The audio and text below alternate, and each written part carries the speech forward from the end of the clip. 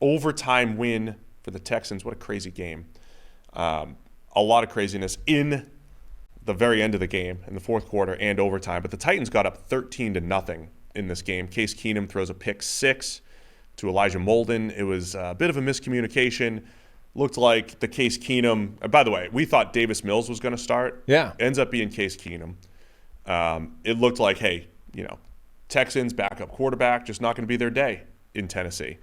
But the Texans overcome the 13-0 deficit. It's 16-16. They go into overtime. Both teams, looked like it could be a tie. Could have been the first tie of the season. I'm rooting against the ties because it ruins all the records and everything. It was good. There's no tie. Texans win with a 54-yard field goal to go to 8-6. And as we said earlier in the show, Texans, Colts, and Jags all tied atop the AFC South with an 8-6 record. Yeah. Discuss. The weird game from Case Keenum. There's a miscommunication for the pick six. There was a play, though, where Noah Brown had to turn pass breakup. He had to turn DB to pass breakup an interception from Roger McCreary on not a comeback route on the sideline. There was another ridiculous heave and hope pass where Dalton Schultz somehow takes it away from a DB to set up first and goal. Multiple throws where Keenum is just heaving it up into coverage or in the vague general direction of players, which, let's remember, that's how he had the 2017 season for the Vikings, right? Just put it up there. Stephon Diggs will go make a play. So it's not like it's not his MO normally. And again, it came good. There's a degree to which in the NFL, if you just give receivers a chance to make plays, they're going to make enough of them to make you look pretty good.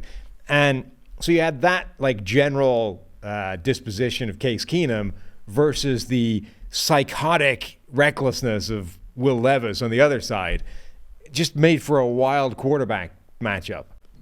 It really did. I mean, and then there was a lot going on here. You mentioned to me yesterday, before we get into the overtime stuff, Derrick Henry finishes with 16 carries for 9 yards. 16 for 9. I mean, the Texans' run defense, they were without Will Anderson, played really well up front. Texans' defense. Nice job against, the Titans' offensive line has not been great.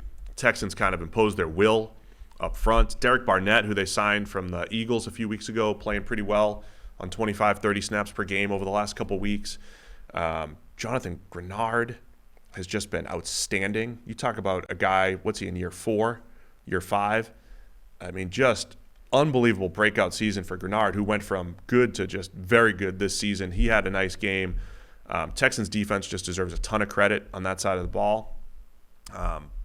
But man, you get into, again, I want to talk about the overtime craziness because it looked like they had a walk-off win. Devin Singletary running through the defense. It gets called back for a holding. But the controversy here, Sam, as we mentioned on the show, is the Titans wearing the Houston Oilers throwback. And this is kind of deep-rooted between the two teams. You see Mike Vrabel pre-game had the Bum Phillips hat, the big cowboy hat on. I can't believe he didn't have that on the sideline. I was like, yes, Mike.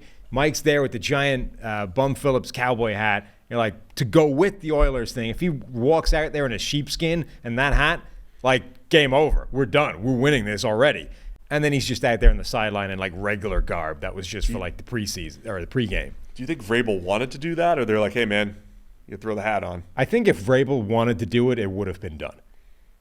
Nobody's stopping Vrabel from walking out there with a sheepskin and a giant cowboy hat on. No, but do you think he wanted to wear the cowboy hat? Or it was hey, you got to do this because we're wearing the throwbacks?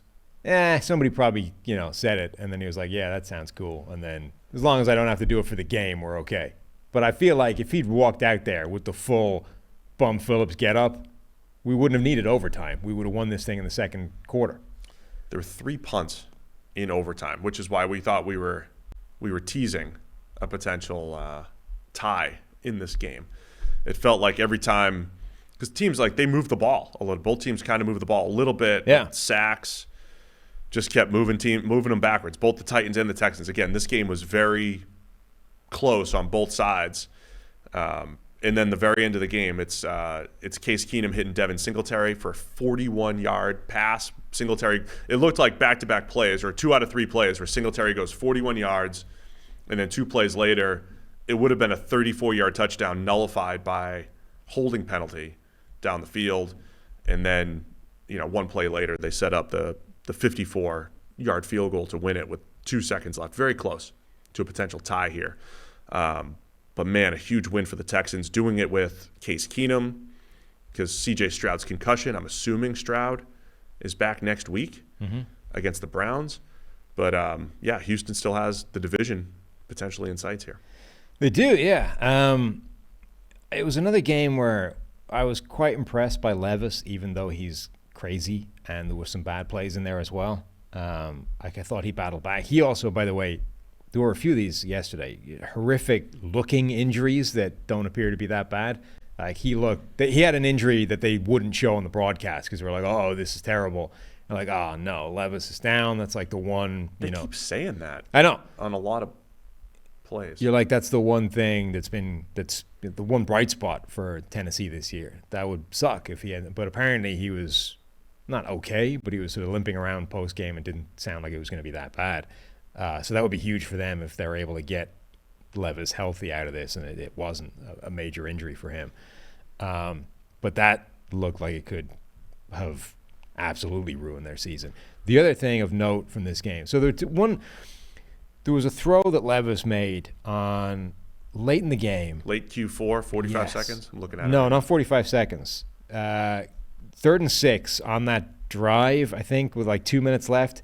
He targeted DeAndre Hopkins over the middle. And what I'm pretty sure was just like a clear out route that wasn't supposed to be targeted because Hopkins doesn't want the ball. In fact, wasn't really looking for the ball. Turns around and it like hits him in the head. And then it was another one of those Nuke Hopkins-Levis, post-game discussion or post-snap discussions where Nuke like looks back at him and is like, what are you doing, right? But it would have been a first down if he'd been looking for it and caught the ball. I just recently read this story. It's old. I forget where it came from, but it was who was the receiver that the Patriots signed along with Randy Moss? Dante Stallworth. So it was Dante Stallworth ran just a random clear out route in the offense, right?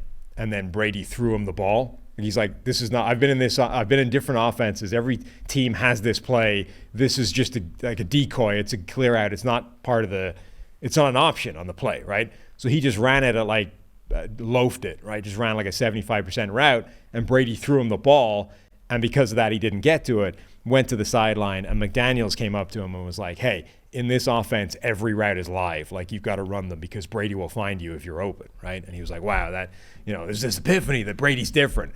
Well, this was open. Like, you may think it's only a clear out route, but there was a window between two DBs in the middle, or two defenders in the middle of the field, and Levis put the ball there for what would have been a first down on a key game-winning drive potentially. Yeah. And you just didn't think it was an option, so you didn't look for it. So you just called Will Levis Tom Brady. Well, I know in this world of like, look, 10-year veteran wide receiver versus crazy rookie quarterback, you would tend to assume that the wide receiver was the guy that was in the right and that the quarterback was in the wrong.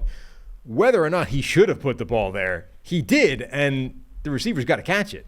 You've taken to describing Will Levis's style of play, the same way that I describe Wink Martindale's defense. Crazy. Yeah. He's a lunatic. In a good way, in a way. In a fun way. I mean, it's crazy. And, Mike Vrabel said that he was like showing him cut-ups of quarterbacks getting killed to try and convince him to slide. That also didn't work this Yeah. I mean, if he did, it had no impact because Levis is still out there going Levis copter on like 1st and 10, trying to pick up 8 yards, forget 10. He's just trying to, it's insane. It's fun to watch, but it is crazy. And it's probably going to injure him at some point. Man, it was, game was nuts, but so Titans fall to 5-9, Texans 8-6, again tied atop the AFC South, and if they sneak in, the Texans feel like the team. I know, whatever. If they sneak into the playoffs, not like you don't want to play them, but they have the pieces to do damage. Yeah, they have the pieces to do damage in the playoffs, even against some of the better teams in the AFC. So. The other two things to mention in this game, just two performances. Running back, Devin Singletary had a great game, even with that play that could have been a walk-off but wasn't. And then Derrick Henry had one of the weirdest box scores I've ever seen from a running back. Derrick Henry. I said it earlier. You weren't listening. 16 carries for 9 yards. Yeah. 27 of which came after contact. So he averaged like a negative yard before contact and then fought his way to positive yardage over the course of 16 carries. Yeah. That's never happened to Derrick Henry before. The Titans didn't block well. No, their offensive line was terrible again. Pass blocking, run blocking, it was not good. Derrick Henry had negative 18 yards before contact. Yikes. We should check that. That's got to be close to a record, if not a record. We should double check that, make sure it's right. Yeah, their offensive line Seems was wrong. terrible. Peter Skoronski, who's like, as a rookie, probably their best offensive lineman, he didn't play terribly, but when he lost, it was bad. There were some where he just... Malik Collins got him 2 or 3 times where he just destroyed him. And it was kind of the only time it happened in the game for both sides. Like, it was the only Malik Collins wins and it was the only Skoronski losses, but they were all really, really bad. Yeah, I mean, last thing I'll add about this game, Nick Caserio and some of the moves he's made over the last couple of years, but like Denzel Perry, here are the big games grading-wise on the defense for the Texans. Denzel Perryman, Derek Barnett, who I mentioned, 34 snaps just off the waiver wire a couple weeks ago. Jalen Petrie, the second-year player. Christian Harris and Jonathan Grenard, who I mentioned earlier, just doing a really nice job. Malik Collins, who you mentioned, had a bunch of big wins. All of those little pieces that have been added over the last couple of years, I think, starting to add up for the Texans, and they deserve credit for that, for what they've been able to do. And again, they did it without first-round pick Will Anderson yesterday.